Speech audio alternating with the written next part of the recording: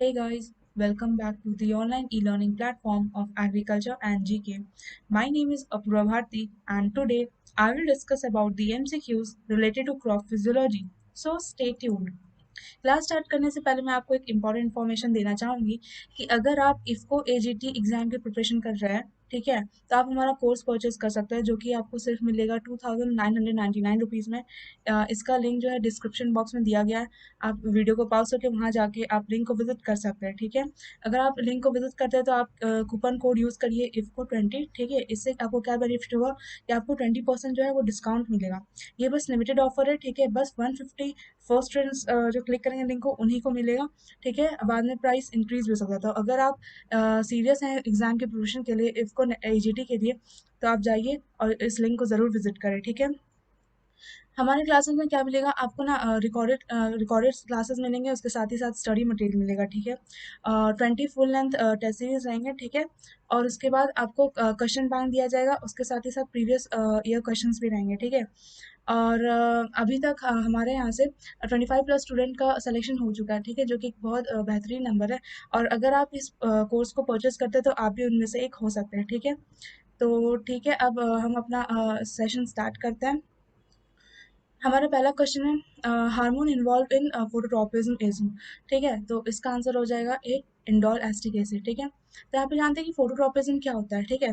Phototropism क्या होता है कि जो प्लांट है ना, वो अपना ओरिएंटेशन या फिर पोजीशन चेंज कर देता है अगर वो सनलाइट देखता है। कि देखिए, मान लीजिए कि ये यहाँ पे सनलाइट है, ठीक है। और यहाँ पे एक प्लांट ग्रो हो रहा है, ठीक है, प्लांट ग्रो हो रहा है। अगर सनलाइट रे इधर से आ रही है तो जो प्लांट का ग्रोथ है वो इस तरफ हो जाएगा। अगर सनलाइट का रे इधर से आ रहा है तो वो जो प्लांट ग्रोथ है उसका जो डायरेक्शन है वो इधर हो जाएगा, ठीक है। इसी प्रोसेस को बोलते हैं फोटोट्रॉपिज्म। ये जो फोटोट्रॉपिज्म है ये रेगुलेट करता है ऑक्सिन हार्मोन, ठीक है। और ऑक्सिन और जो इंडोल एसिटिक एसिड है वो ऑक्सिन का ही एग्जाम्पल है। तो हम लोग ये कह सकते हैं जो इंडोल एसिटिक एसिड है, IAA है जो है, वो जो है रिस्पॉन्सिबल रहता है directional movement of the plant in response to sunlight, ठीक है। और ये जो इंडोल एसिटिक एसिड है वो आपको कहाँ मिलेगा, शूट टिप पे मिलेगा। ये जो प्लांट है, मान लीजिए ये जो प्लांट है इसके शूट टिप पे मिलेगा, ठीक है। नेक्स्ट क्वेश्चन पे आते हैं। In C four plants first CO2 acceptor is, ठीक है। फर्स्ट CO2 एक्सेप्टर क्या है सीफो प्लांट में, तो इसका आंसर हो जाएगा बी, फॉस्फोइनॉल पायरुवेट, ठीक है। तो सबसे पहले आते हैं कि सीफो प्लांट्स क्या होते हैं, ठीक है। जो सीफो प्लांट्स होते हैं ना, वो सीफो पाथवे या फिर बोलो तो Hatch and Slack pathway use करते हैं डार्क रिएक्शन को कंप्लीट करने के लिए। और जो फॉस्फेनॉल पायरुवेट है, ये जो फर्स्ट एक्सेप्टर है, मतलब जो फॉस्फेनॉल पायरुवेट है ये क्या करता है, CO2 को एक्सेप्ट करता है और फर्स्ट स्टेबल कंपाउंड बनाता है oxaloacetic acid in the presence of enzyme phosphoenolpyruvate carboxylase. हम लोग इसको शॉर्ट फॉर्म में पेप कार्बोक्सिलेज भी बोलते हैं, ठीक है। चलिए नेक्स्ट क्वेश्चन है। Photosynthesis is most active and fast in which light, ठीक है। जो फोटोसिंथेसिस है जो प्लांट में होता है वो कब कौन से लाइट में सबसे ज्यादा एक्टिव रहता है, तो इसका आंसर हो जाएगा सी, रेड लाइट, ठीक है। ऐसा क्यों होता है, जो रेड लाइट है ना इसका वेवलेंथ बहुत ज्यादा होता है, ठीक है, बाकी सब विजिबल लाइट से। तो ये अलाउ करता है प्लांट को कि मोर एनर्जी रेडिएट करे, ठीक है। जो रेड लाइट है ये रेट ऑफ फोटोसिंथेसिस को बढ़ा देगा। तो ये कौन प्रूफ किया था, तो इमर्सन एनहांसमेंट इफेक्ट से ये प्रूफ हुआ था कि जो रेड लाइट है ना, उसकी वजह से जो रेट ऑफ फोटोसिंथेसिस है वो मैक्सिमाइज रहता है। और जब क्लोरोप्लास्ट को हम एक्सपोज करते हैं 680 नैनोमीटर या फिर 700 नैनोमीटर वेवलेंथ पे, तो जो फोटोसिंथेसिस का रेट है वो इंक्रीज हो जाता है। तो ये आप रेंज याद रख सकते हैं, 680 नैनोमीटर से 700 नैनोमीटर, ठीक है। ये जो भी मैं एडिशनल पॉइंट बता रही हूँ ना, वो आप एक कॉपी में नोट डाउन करते जाइए, ठीक है। इससे क्या होगा, आप ही को बेनिफिट होगा। बाबा पॉइंट्स रिवाइज करेंगे तो आपको अच्छे से क्वेश्चन सॉल्व होंगे एग्जाम टाइम में। चलिए नेक्स्ट क्वेश्चन पे आते हैं। फोर्थ नंबर क्वेश्चन है, in plants stomatal movement is known as, ठीक है। स्टोमेटल मूवमेंट को क्या बोलते हैं प्लांट में, तो इसका आंसर हो जाएगा ए, नास्टिक मूवमेंट, ठीक है। अब ये नास्टिक मूवमेंट क्या होता है, जो प्लांट का रिस्पॉन्स है, ठीक है, वो इंडिपेंडेंट जब शो करता है कोई भी डायरेक्शन में इन द एक्सटर्नल स्टिमुलस, ठीक है। अगर हम लोग कोई भी बाहर से एक्सटर्नल स्टिमुलस दे रहे हैं, ठीक है, तो अगर वो इंडिपेंडेंट मतलब कोई रिएक्शन नहीं दिखा रहा है, हम चाहे कोई भी टेम्परेचर पे या फिर कोई भी सनलाइट उसको दे रहे हैं और वो कोई भी रिस्पॉन्स नहीं दे रहा है, मतलब वो इंडिपेंडेंट एक्सटर्नल स्टिमुलस है, तो उसको हम लोग बोलते हैं नास्टिक मूवमेंट, ठीक है। चलिए नेक्स्ट क्वेश्चन पे आते हैं। Question number 5, by directional translocation of minerals occur in plants. जो बाई डायरेक्शनल ट्रांसलोकेशन है वो कौन से पार्ट ऑफ प्लांट में दिखाया जाता है, तो इसको आंसर हो जाएगा ए, फ्लोएम, ठीक है। ये तो आपको पता होगा कि फ्लोएम जो है वो क्या फल मतलब कि फूड ट्रांसफर करता है, जाइलम है जल मतलब कि वाटर ट्रांसफर करता है, ठीक है। तो ये तो पता ही कि जब रूट्स में हम लोग प्लांट जब डालते हैं वाटर, तो ये क्या ऊपर की ओर देता है, ट्रांसलोकेट करता है, ठीक है। तो जब भी नीचे से ऊपर की जाएगा तो ये यूनि डायरेक्शनल होगा, मतलब कि जाइलम जो है ना वो यूनि डायरेक्शनल ट्रांसलोकेशन दिखाएगा, लेकिन वही जो फ्लोएम है तो क्या करता है, ये अपने इसका जो फोटोसिंथेटिक जितना भी प्लांट पार्ट है वहाँ पे खाना बनाता है, तो ये क्या है, सब जगह फूड को देता है, ऊपर नीचे, इवन रूट्स में भी, और अपने ऊपर यंग शूट टिप्स वगैरह को भी, ठीक है। तो इसलिए इसका जो ट्रांसलोकेशन है वो बाई डायरेक्शन होगा, ठीक है। चलिए नेक्स्ट क्वेश्चन है 6 नंबर। Absorption of water and minerals takes place in which part of the plant, which part of the root, ठीक है। जो एब्जॉर्प्शन है वाटर एंड मिनरल्स का, तो वो कौन सा रूट के पार्ट में होता है, तो इसका आंसर हो जाएगा बी, रूट हेयर्स, ठीक है। जो जैसे कि यहाँ पे रूट है, हम तो हमेशा रूट में ही पानी देते हैं, ठीक है, ऊपर तो नहीं देते, लीव्स वगैरह पानी नहीं देते, रूट में देते हैं। तो यहाँ पे जो रूट्स है इसके जो छोटे छोटे हेयर्स प्रेजेंट रहता है ना, यही हेल्प करते हैं एब्जॉर्ब करने में वाटर को। इसका जो सर्फेस एरिया है वो बहुत ज़्यादा होता है रूट हेयर्स का, ठीक है। तो ये इजिली एब्जॉर्ब कर लेते हैं वाटर को, और यही रिस्पॉन्सिबल होते हैं एब्जॉर्प्शन के लिए, ठीक है। चलिए नेक्स्ट क्वेश्चन पे आते हैं। Question number 7, the most important factor in stomatal opening in the plant is, ठीक है। तो इसका आंसर हो जाएगा B, shape of guard cell, ठीक है। तो क्या होता है, जो गार्ड सेल है ना वो रेगुलेट करता है opening and closing of stomatal pore को, ठीक है, बाय द प्रोसेस। कौन से प्रोसेस है, तो ऑस्मोसिस प्रोसेस है, ठीक है। मान लीजिए कि अगर ये गार्ड सेल है, ठीक है, गार्ड सेल है, गार्ड सेल में अगर जो पानी है अगर वो अंदर जाता है तो क्या होता है, ये जो सेल है ये स्वेल कर जाता है, जो गार्ड सेल है वो स्वेल कर जाता है। इसकी वजह से क्या हो जाता है, जो सर्फेस है ये कर्व्ड हो जाता है, ये देख रहे हैं कर्व्ड हो जाता है, सर्फेस कर्व हो जाता है, तो इसके वजह से क्या होता है, स्टोमेटा जो है ना वो ओपन हो जाता है। लेकिन अगर वही है, अगर जैसे मान लीजिए गार्ड सेल अगर इसमें से पानी बाहर जाता है, ठीक है, तो क्या हो जाता है कि ये श्रिंक कर जाता है, मतलब ये सिकुड़ जाता है, ठीक है, श्रिंक कर जाता है। उसके बाद क्या होता है, इसकी वजह से ये फ्लैसिड एंड स्ट्रेट बन जाता है इसका शेप, मतलब ये चिपटा जाता है। इसके वजह से क्या होता है, जो स्टोमेटा इसके अंदर जो प्रेजेंट रहता है वो क्लोज हो जाता है, ठीक है। चलिए, इसलिए इसमें कहना है कि जो स्टोमेटल ओपनिंग है प्लांट में वो कौन रेगुलेट करता है, shape of the guard cell, ठीक है। अगर गार्ड सेल स्वेल रहेगा तो स्टोमेटा ओपन रहेगा, अगर गार्ड सेल श्रिंक रहेगा तो स्टोमेटा क्लोज रहेगा। चलिए नेक्स्ट क्वेश्चन पे आते हैं। Which plant hormone is associated with closing of stomata, ठीक है। कौन सा हार्मोन है जो क्लोजिंग ऑफ स्टोमेटा को मतलब रेगुलेट करता है, ठीक है। तो क्वेश्चन नंबर 8 का आंसर चल जाएगा सी, एबीए। एबीए का फुल फॉर्म है एब्सिसिक एसिड, ठीक है। जो एब्सिसिक एसिड प्रेजेंट रहता है प्लांट्स में, यही रिस्पॉन्सिबल होता है क्लोजिंग ऑफ स्टोमेटा के लिए, ठीक है। यहाँ पे देख लीजिए आईबीए का फुल फॉर्म है इंडोल ब्यूटारिक एसिड, जीए मतलब कि यहाँ पे गिबरलिक एसिड, ठीक है। तो हमारा ए बी आंसर नहीं होगा, ओनली एबीए मतलब abscisic acid is responsible for the closing of stomata. चलिए नेक्स्ट क्वेश्चन पे आते हैं। Question number 9, stomata open at night but close during the day time in which plant, ठीक है। किस टाइप के प्लांट में जो स्टोमेटा है वो क्लोज रहता है डे टाइम में, ठीक है, लेकिन ओपन रहता है नाइट टाइम में, ठीक है। तो इसका आंसर हो जाएगा सी, सक्लेंट्स, ठीक है। तो ऐसा क्यों होता है, किस टाइप के प्लांट, ऐसे तो हम लोग जनरली देखते हैं कि जो स्टोमेटा होता है वो डे टाइम में ओपन रहता है, ठीक है, लेकिन यहाँ पे क्या कर रहा है, क्लोज। तो ऐसा क्यों हो रहा है कि जो जैसे सैकुलेंट्स जो है ना, ये ऐसा क्यों कर रहे हैं, ताकि वो अपने प्लांट में जो वाटर है वो कंजर्व कर सके। अगर मान लीजिए कि बहुत ज़्यादा धूप है, ठीक है, बहुत ज़्यादा धूप है, और उसके अगर स्टोमेटा ओपन रहेगा डे टाइम में, तो क्या होगा कि वाटर इवेपोरेट कर जाएगा, ठीक है, और ट्रांसपिरेशन ज़्यादा होगा। तो ट्रांसपिरेशन को कम करने के लिए जो प्लांट्स हैं वो अपने डे टाइम में स्टोमेटा क्लोज रखते हैं, ठीक है। तो ये इसका मेन रीज़न है, जो सक्लेंट प्लांट्स है वो क्लोज रखते हैं सो दैट कि जो ट्रांसपिरेशन प्रोसेस है उसको मिनिमाइज कर सके, और जो वाटर है वो कंजर्व कर सके अपने प्लांट सेल्स में। चलिए नेक्स्ट क्वेश्चन है question number 10, optimum temperature for water absorption is, ठीक है। तो इसका आंसर हो जाएगा बी, 20 से 25 डिग्री सेल्सियस, ठीक है। तो ये तो आपको याद रखना होगा, इसको एक जगह लिख लीजिए, तभी डाटा वाला क्वेश्चन है उसको एक जगह लिख के उसको बार बार रिवाइज करिए, तभी आपको याद रहेगा, ठीक है। चलिए नेक्स्ट क्वेश्चन पे आते हैं। The transport of sap from the root to the top of the dicot plant is, ठीक है। तो इसका आंसर क्या हो जाएगा, सी, एसेंट ऑफ सैप, ठीक है। जो एसेंट ऑफ सैप है ये एक तरह का प्रोसेस है, ठीक है, जो कि ट्रांसपोर्ट करता है sap from the root to the top of the dicot plant, मतलब रूट से जो अपर पार्ट है प्लांट का वहाँ पे ट्रांसपोर्ट करता है by the ascent of SAP. Next question पे आते हैं। The chemical use and anti transparent is, ठीक है। तो इसमें से कौन एंटी ट्रांसपेरेंट है, तो इसका आंसर हो जाएगा डी, ऑल। यहाँ पे सब एंटी ट्रांसपेरेंट है। एंटी ट्रांसपेरेंट मतलब क्या होता है कि जो ट्रांसपिरेशन नहीं होने दें, प्लांट पार्ट से ट्रांसपिरेशन नहीं होने दें, सो दैट कि वो अपना वाटर को कंजर्व कर सके। तो salicylic acid, abscisic acid and phenyl mercuric acid, ये तीनों जो है वो एंटी ट्रांसपेरेंट है, और तीनों जो है वो ट्रांसपिरेशन को रोकते हैं। चलिए नेक्स्ट क्वेश्चन है boron हेल्सन।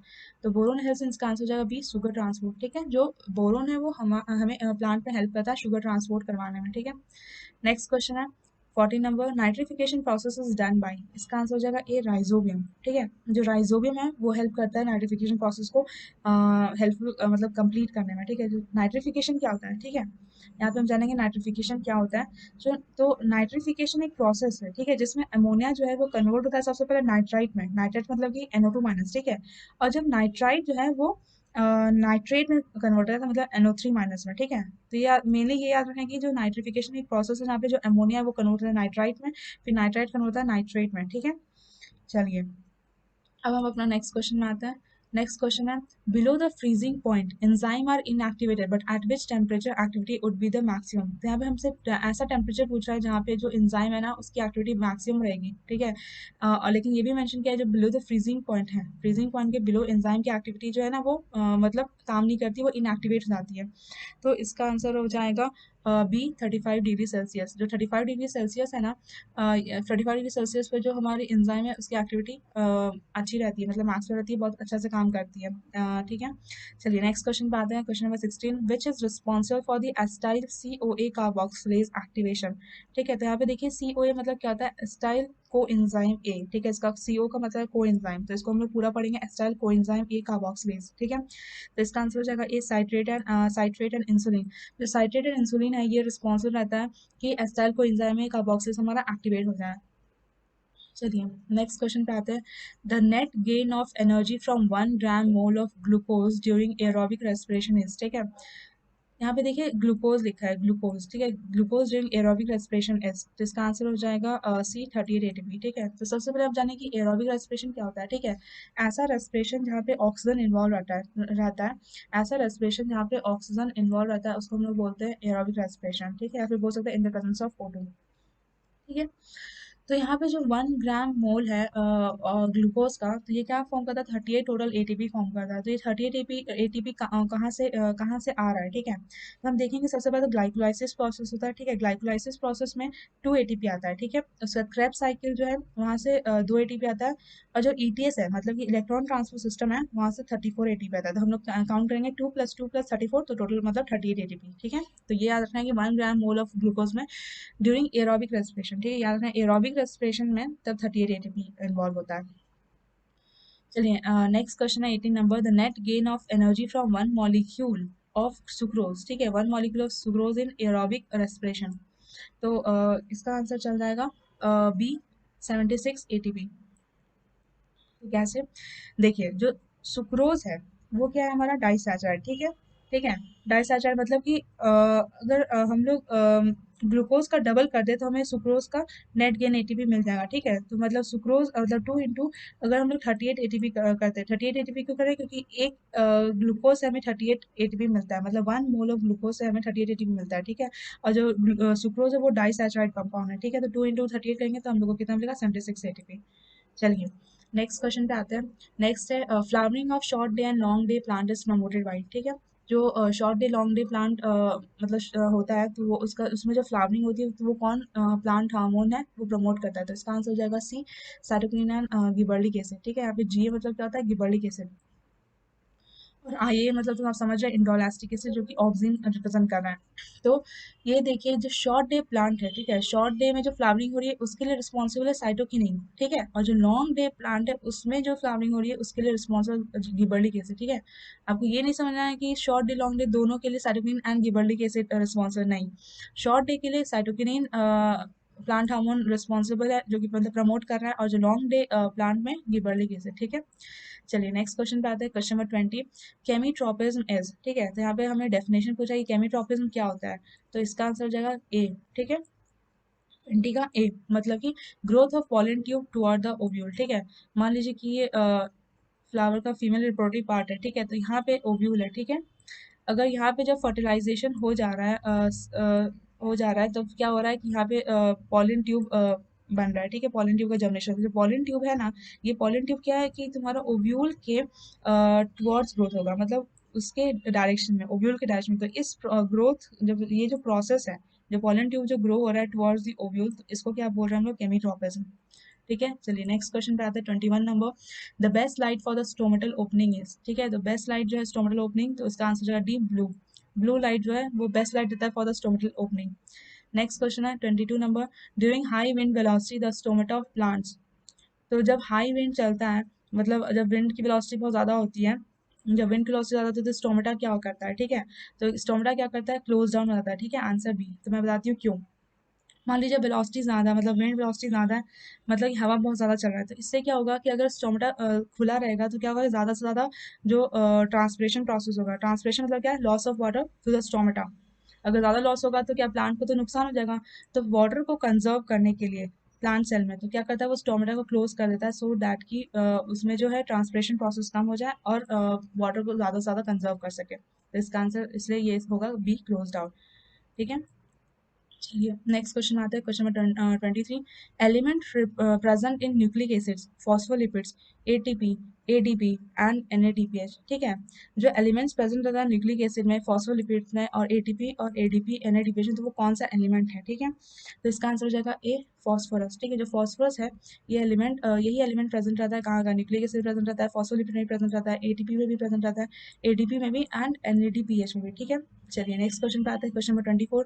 Dash are required for chlorophyll synthesis, ठीक है, इसमें से कौन सा एलिमेंट है जो क्लोरोफिल सिंथेसिस के लिए हेल्प करता है, तो इसका आंसर हो जाएगा ए, आयरन एंड मैग्नीशियम। ठीक है, जो आयरन एंड मैग्नीशियम एलिमेंट है, ठीक है, तो यही जो है क्लोरोफिल सिंथेसिस में हेल्प करता है।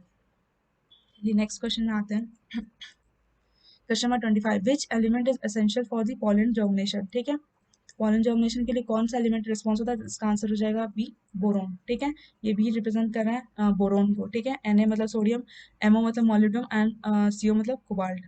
ठीक है, चलिए नेक्स्ट क्वेश्चन पे आते हैं, question number 26। In photosynthesis which element is essential for the evolution of oxygen, ठीक है, इसमें कह रहा है जब फोटोसिंथेसिस प्रोसेस होती है, मतलब जब प्लांट का खाना बनता है, तो वहाँ पे जो ऑक्सीजन इवॉल्व होता है, तो वो कौन सा एलिमेंट रिस्पॉन्स होता है उसके लिए, ठीक है, तो इसका आंसर हो जाएगा ए, क्लोरीन। Cl means chlorine. यहाँ पे जो एलिमेंट क्लोरीन है वो रिस्पॉन्सिबल होता है ऑक्सीजन को इवॉल्व कराने में ड्यूरिंग द फोटोसिंथेसिस। ठीक है, चलिए नेक्स्ट क्वेश्चन पे आते हैं, क्वेश्चन नंबर 27। क्या कह रहा है, in leguminous plants leghaemoglobin protect dash activity, ठीक है, तो इसका आंसर हो जाएगा ए, नाइट्रोजनेज। तो पहले जानते हैं कि लेग हीमोग्लोबिन क्या होता है। ठीक है, लेग हीमोग्लोबिन जो है ये पिंक कलर का पिगमेंट है। ठीक है, पिंक कलर का पिगमेंट है जो कि कहाँ मिलता है, रूट नोड्यूल्स में मिलता है।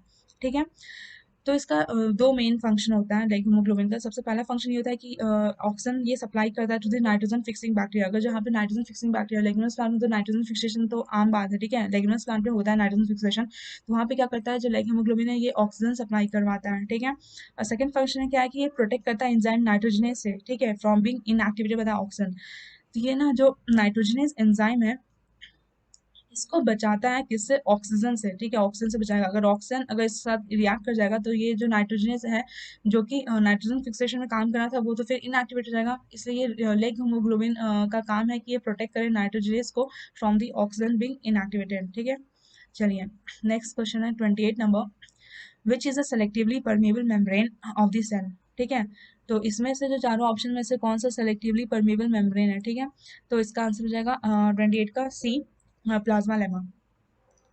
सबसे पहले देखते हैं सेलेक्टिवली परमेबल मेम्ब्रेन क्या होता है। सेलेक्टिवली परमेबल मेम्ब्रेन मतलब कि वैसे मेम्ब्रेन, ठीक है, जो कि कुछ सर्टेन टाइप्स ऑफ मॉलिक्यूल या फिर आयंस को पास होने दे रहे हैं। ठीक है, मान लीजिए कि ये एक मेम्ब्रेन है, जहाँ पे अगर बहुत सारे मॉलिक्यूल्स या फिर आयंस है, ठीक है, तो ये सर्टेन टाइप के मान लीजिए कि छोटे छोटे जैसे कि सर्टेन टाइप ऑफ मॉलिक्यूल्स, मान लीजिए कि इसी टाइप के बस मॉलिक्यूल्स को ये इस मेम्ब्रेन से पास होने दे रहे हैं और इसको ये पास नहीं होने दे रहे हैं, तो हम लोग इसको बोलेंगे सेलेक्टिवली परमेबल मेम्ब्रेन। ठीक है, उसके बाद आप देखते हैं कि ये प्लाज्मा लेमा क्या होता है। ये जो प्लाज्मा लेमा है ना, ये एक तरह का प्लांट पार्ट है, मतलब प्लांट सेल का एक छोटा सा पार्ट है। ठीक है, प्लाज्मा मेम्ब्रेन जो है, ये प्लाज्मा लेमा जो है ये एक थिन मेम्ब्रेन है जो कि साइटोप्लाज्म को इनक्लोज करता है। ठीक है, चलिए नेक्स्ट क्वेश्चन पे आते हैं, नेक्स्ट क्वेश्चन है 29 number. Selective passage across a semi permeable membrane is, ठीक है, तो ये जो कह रहा है जो सेलेक्टिव पैसेज मतलब जो सेलेक्टिव सेमी परमेबल मेम्ब्रेन से जो सेलेक्टिव पैसेज हो रहा है, सेलेक्टिव पैसेज मतलब क्या है कि कुछ पर्टिकुलर टाइप आयन से मॉलिक्यूल को पास करने दिया जा रहा है इस मेम्ब्रेन से, तो वो किस प्रोसेस से हो रहा है, तो इसका आंसर हो जाएगा ए, ऑस्मोसिस। ठीक है, ये जो ऑस्मोसिस है यही रिस्पॉन्सिबल है सेलेक्टिव पैसेज के लिए in the semi permeable membrane. ठीक है, चलिए नेक्स्ट क्वेश्चन पे आते हैं। Question number 30, which enzyme plays a major role in opening and closing of stomata. ठीक है, इसमें जो चारों में से जो एंजाइम दे रखा है इसमें से कौन सा एंजाइम है जो opening and closing of stomata को रेगुलेट करता है। ठीक है, तो इसका आंसर हो जाएगा डी, जो पेप कार्बोक्सिलेज। ठीक है, जो पेप कार्बोक्स एंजाइम है तो यही जो है रिस्पॉन्स रहता है opening and closing of stomata में। चलिए नेक्स्ट क्वेश्चन पे आते हैं। Question number 31, the highest root pressure exhibit in plants is. ठीक है, तो रूट प्रेशर में जो हाईएस्ट प्रेशर एग्जिबिट करता है वो कितना होता है, तो इसका आंसर हो जाएगा बी, 15 बार। ये डाटा वाला क्वेश्चन अगेन ये आप नोट डाउन करके रखिए, इसको बार बार रिवाइज करते रहिए, तभी आपको याद रहेंगे।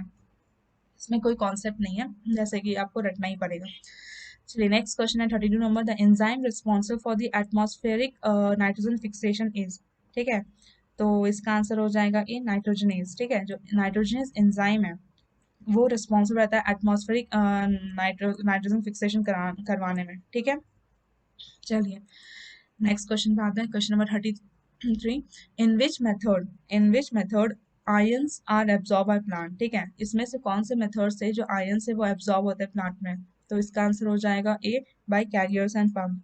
ठीक है, जो कैरियर एंड पम्प्स है ये एक मेथड है जिससे कि हम आयन एब्जॉर्ब करते हैं प्लांट में। चलिए नेक्स्ट क्वेश्चन है 34 नंबर, द मोस्ट इफेक्टिव को factor for the enzyme is. ठीक है, जो बहुत ज़्यादा इंपॉर्टेंट, मोस्ट इफेक्टिव, जो बहुत अच्छा से जिसका बहुत ज़्यादा ज़रूरत है प्लांट में, को फैक्टर ऑफ द एंजाइम वो कौन सा आएगा, तो इसका आंसर जाएगा सी, के।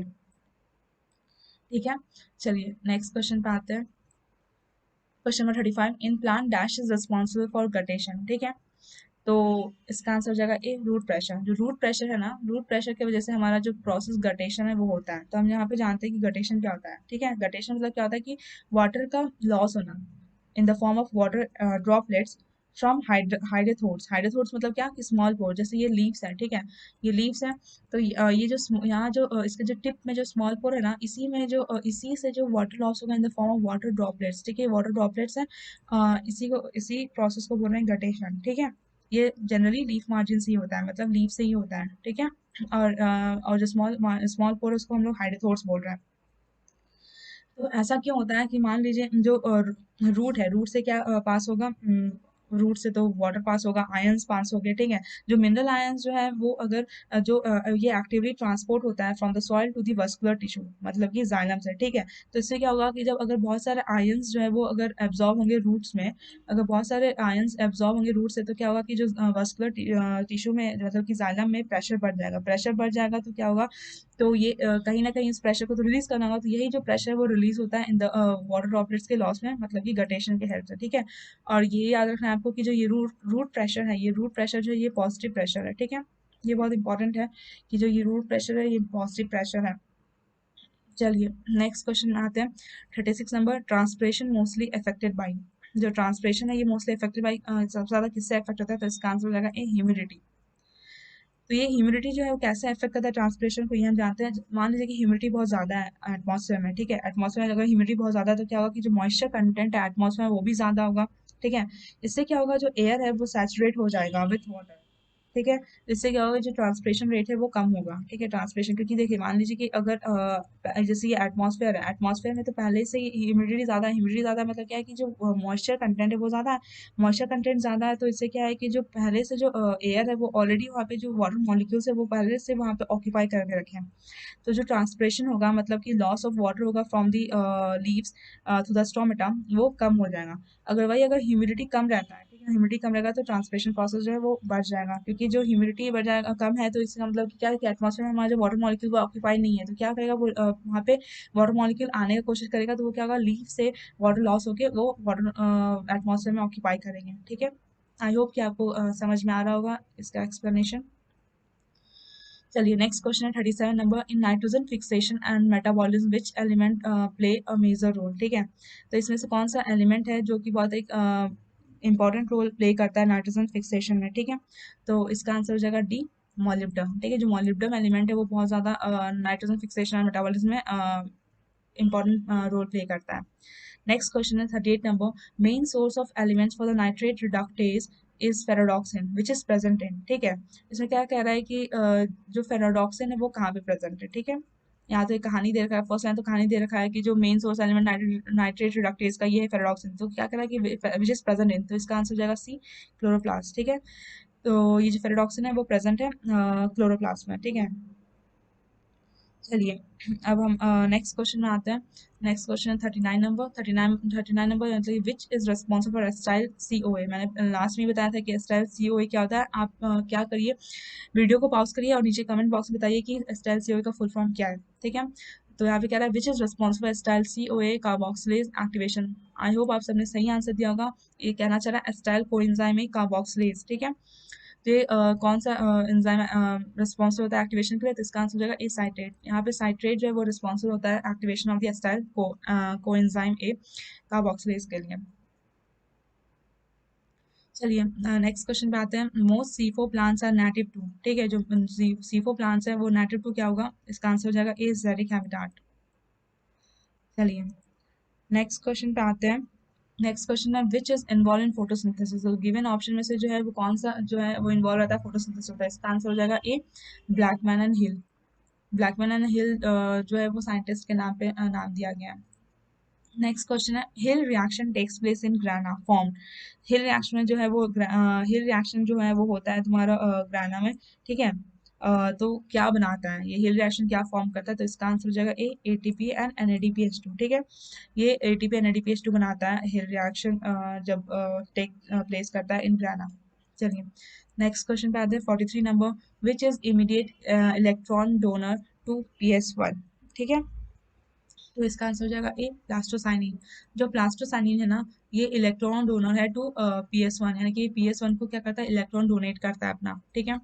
नेक्स्ट क्वेश्चन पे आते हैं 44 एनाबॉलिक प्रोसेसेस, ठीक है। तो इसका आंसर हो जाएगा ए फोटोसिंथेसिस, ठीक है। एनाबॉलिक प्रोसेस मतलब क्या होता है ना कि जब हम कोई भी जब भी कोई स्मॉल या फिर सिंपल मॉलिक्यूल जब वो बहुत सारे स्मॉल सिंपल मॉलिक्यूल मिलके जब बिगर मॉलिक्यूल या फिर कॉम्प्लेक्स मॉलिक्यूल बनते हैं ना, तो उसको हम लोग बोलते हैं एनाबॉलिक प्रोसेस। जो एनाबॉलिक प्रोसेस है ना वो अपोजिट है कैटाबॉलिक प्रोसेस, ठीक। कैटाबॉलिक प्रोसेस में क्या होता है कि जो बिगर या कॉम्प्लेक्स मॉलिक्यूल है वो टूट के बन जाते हैं सिंपल या स्मॉल मॉलिक्यूल में, लेकिन यहाँ पे उल्टा हो रहा है कि एनाबॉलिक प्रोसेस में जो स्मॉल मॉलिक्यूल्स है वो मिलके बन रहे हैं बिगर या फिर कॉम्प्लेक्स मॉलिक्यूल, ठीक है। चलिए जो कि यहाँ पे फोटोसिंथेसिस में ऐसा होता है। नेक्स्ट क्वेश्चन पे आता है।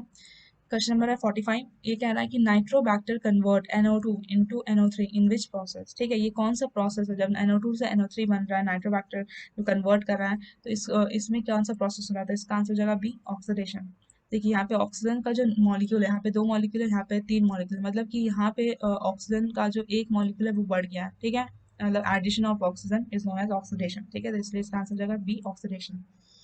नेक्स्ट क्वेश्चन है 46 नंबर। Which element responsible of an anaerobic nitrogen fixing bacteria clostridium is, ठीक है। तो इसका आंसर हो जाएगा ए पोटेशियम, ठीक है। ये जो पोटेशियम है ये रिस्पॉन्सिबल है किसके लिए, तो एनरोबिक नाइट्रोजन फिक्सिंग बैक्टीरिया के लिए जो कि क्लॉस्ट्रीडियम है।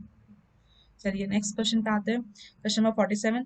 Respiratory quotient is less than 1 when the respiratory substrate is, ठीक है। इसमें कह रहा है कि ऐसा कौन सा रेस्पिरेटरी सबस्ट्रेट है, ठीक है, जहाँ पे जो RQ है वो लेस देन 1 है, तो इसका आंसर हो जाएगा 47 का बी फैट, ठीक है। तो हम जानते हैं रेस्पिरेटरी कोशेंट क्या होता है। तो रेस्पिरेटरी कोशेंट क्या होता है, इसका फॉर्मूला है volume of CO2 released upon volume of O2 absorb during respiration. जब एक रेस्पिरेशन प्रोसेस होता है वहाँ पे जब हम वॉल्यूम ऑफ CO2 जितना भी रिलीज हो रहा है मतलब निकल रहा है, उसको अगर डिवाइड करते हैं वॉल्यूम ऑफ O2 एब्जॉर्ब से, तो वहाँ पे हमें रेस्पिरेटरी क्वोशिएंट मिलता है, ठीक है। तो आप यहाँ से ये भी पता लगा सकते हैं कि ये जो सुक्रोज है और ये ग्लूकोज है और ये फ्रुक्टोज है, ये सब का जो RQ है मतलब रेस्पिरेटरी क्वोशिएंट वैल्यू है वो ग्रेटर देन 1 है। बस जो फैट है इसका लेस देन 1 है RQ। चलिए नेक्स्ट क्वेश्चन पे आते हैं। TCA cycle occurs in mitochondria and intermediate between glycolysis and TCA cycle, ठीक है। तो ये TCA साइकिल अब क्या होता है, TCA का फुल फॉर्म है ट्राई कार्बोक्सिलिक एसिड साइकिल, ठीक है। तो जो TCA साइकिल है वो कहाँ पे हो रहा है, वो माइटोकॉन्ड्रिया में हो रहा है, ठीक है। तो माइटोकॉन्ड्रिया में TCA साइकिल हो रहा है, तो जब ग्लाइकोलाइसिस होता है और जब TCA साइकिल होता है, तो ये दोनों को बीच में कौन कनेक्ट करता है, ये क्वेश्चन पूछना चाह रहा है। तो इसका आंसर हो जाएगा सी एस्टाइल को एंजाइम ए। जो एंजाइम ए है ये इंटरमीडिएट है किसके बीच में, ग्लाइकोलाइसिस एंड TCA साइकिल। मतलब ये जो है एस्टाइल कोएंजाइम है ये ही जोड़ता है ग्लाइकोलाइसिस साइकिल को एंड TCA साइकिल को, ठीक है। चलिए नेक्स्ट क्वेश्चन पे आते हैं। Question number 49। The natural occurring in the plants is, ठीक है। इसमें से कौन सा कंपाउंड है जो कि प्लांट्स में पाया जाता है, जो कि नेचुरल होता है, ठीक है, आर्टिफिशियल नहीं होता या फिर सिंथेटिक नहीं होता है, वो नेचुरल होता है। तो इसका आंसर हो जाएगा IAA, जो कि है इंडोल एसिटिक एसिड, ठीक है। ये देखिए, ये आपने देखा होगा कि जो IA है, IBA है, NA है, ये ठीक है, ये जो तीनों है ये ऑक्सिन का ही एग्जाम्पल है, ठीक है। लेकिन ये जो IBA है और NNA है, ये दोनों जो है वो सिंथेटिक ऑक्सिन है, बट जो IA है मतलब इंडोल एसिटिक एसिड, ये है नेचुरल कंपाउंड ऑफ ऑक्सिन, ठीक है। और IBA का फुल फॉर्म जान लेते हैं, इसका होता है इंडोल ब्यूटारिक एसिड, और NA मतलब कि नैप्थेलिन एसिटिक एसिड, ठीक है। चलिए नेक्स्ट क्वेश्चन पे आते हैं, question number 50। Polar translocation of plant hormone found in, ठीक है। तो इसका आंसर क्या हो जाएगा, ए ऑक्सिन। हमने फर्स्ट क्वेश्चन में देखा था कि phototropism is in phototropism is responsible by, तो वहाँ पे आंसर था हम लोग IA इंडोलास्टिक एसिड, जो कि रिस्पॉन्स ऑक्सिन का ही पार्ट था, ठीक है। तो यहाँ पे वही करा जो पोलर ट्रांसलोकेशन हो रहा है of the plant. Polar translocation मतलब कि जब प्लांट है ना, प्लांट जो है वही जो सन के प्रेजेंस में अपना जो डायरेक्शन है वो चेंज कर दे रहा है। तो ये क्यों हो रहा है, तो ये बिकॉज ऑफ पोलर ट्रांसलोकेशन की वजह से हो रहा है, ठीक है। तो ये ऑक्सीजन रेगुलेट कर रहा है, ठीक है। आई होप कि आज आपको ये सेशन अच्छा लगा होगा, ठीक है। अगर आपको ये सेशन पसंद आया है, तो आप ज़रूर से ज़रूर अपने फ्रेंड्स के साथ लिंक को शेयर करें, ठीक है। अगर आप इस चैनल पे नए हैं तो आप इसको सब्सक्राइब करें एंड नोटिफिकेशन देने के लिए हिट बेल आइकन को प्रेस करें, ठीक है। अगर आप हमारे चैनल से जुड़े रहना चाहते हैं तो डिस्क्रिप्शन बॉक्स में हमारा लिंक दे रखा है, टेलीग्राम का, इंस्टाग्राम का, इवन व्हाट्सएप ग्रुप का, तो आप वहाँ जाके आप ज्वाइन हो सकते हैं। So thank you for watching this video till the end.